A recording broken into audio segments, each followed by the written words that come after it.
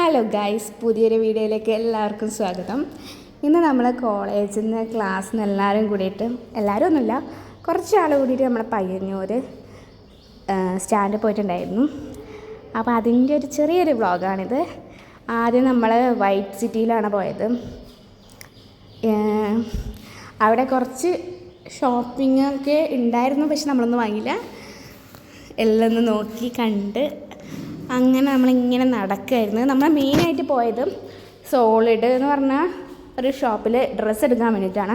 അപ്പോൾ അവിടുത്തെ ചേട്ടൻ പള്ളിയിൽ പോയിട്ടുണ്ടായിരുന്നു. അന്ന് ഫ്രൈഡേ ആയിരുന്നു, അതുകൊണ്ട് പള്ളിയിൽ പോയിട്ടുണ്ടായിരുന്നു. അപ്പോൾ ആ സമയത്ത് നമ്മൾ എന്ത് ചെയ്തു, ഇങ്ങനെ നടന്നു. പിന്നെ നമ്മൾ പോയത് ഗാന്ധി പാർക്കിലാണ്. അവിടെ കുറേ സമയം നമ്മൾ സ്പെൻഡ് ചെയ്തു. നല്ല രസമായിരുന്നു വെറുതെ ഇങ്ങനെ ഇരിക്കാൻ. അങ്ങനെ നമ്മൾ ഇങ്ങനെ നടന്ന്, പിന്നെ അവിടെ കുറച്ച് ചെറിയൊരു പാർക്ക് പോലെ ഉണ്ടായിരുന്നു. അപ്പോൾ ഇതിലെങ്ങനെ കയറാമെന്നാണ് ഇവർ രണ്ടാളും ഇങ്ങനെ ചിന്തിച്ചിരിക്കുന്നത്. അത് കഴിഞ്ഞ് നമ്മൾ മേലോട്ടും നോക്കി, ആകാശമൊക്കെ നോക്കി. ഇവിടെ പയ്യന്നൂരുള്ള 2 പിള്ളേരുണ്ട്. അവരാണ് നമുക്കെല്ലാം ഓരോന്നോരോന്നായിട്ട് വിശദീകരിച്ച് തരുത്താണ്. അപ്പോൾ ഇതൊക്കെ മടുത്ത് കണ്ടിട്ട്, ഇവരെ വിശദീകരണം കണ്ടിട്ട് തന്നെ നന്നായി ബോറടിച്ച്.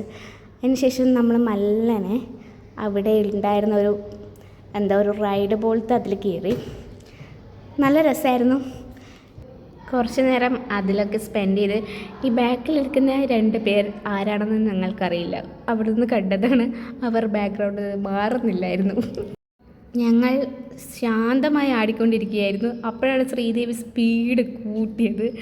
അങ്ങനെ ശ്രീദേവി എന്നെ പേടിപ്പിക്കാൻ വേണ്ടിയിട്ട് കുറേ സമയം പരിശ്രമിച്ചു, പക്ഷെ ഞാൻ പേടിച്ചില്ല. അങ്ങനെ നമ്മൾ ആടിയൊക്കെ കഴിഞ്ഞു.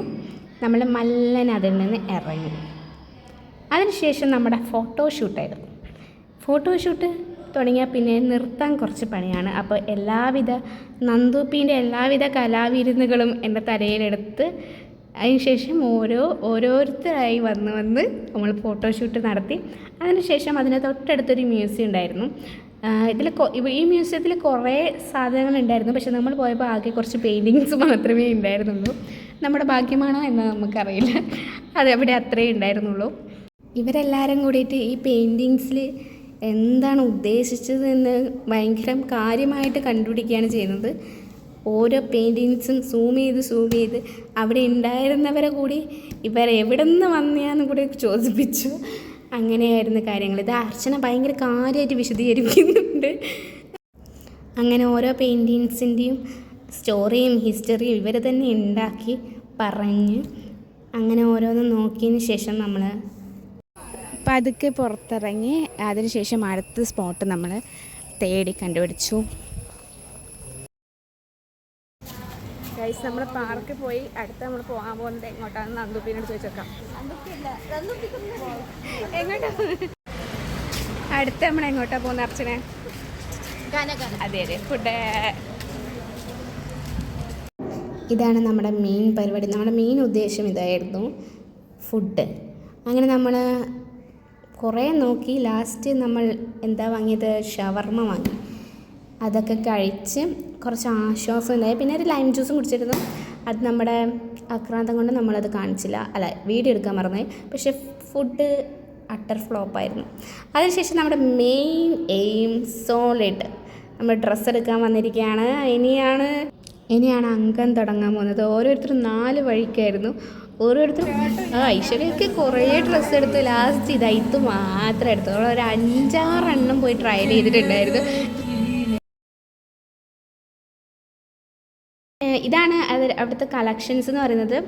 ഞാനൊക്കെ ഓർഡർ എടുത്തു, ബില്ലൊക്കെ ചെയ്ത്.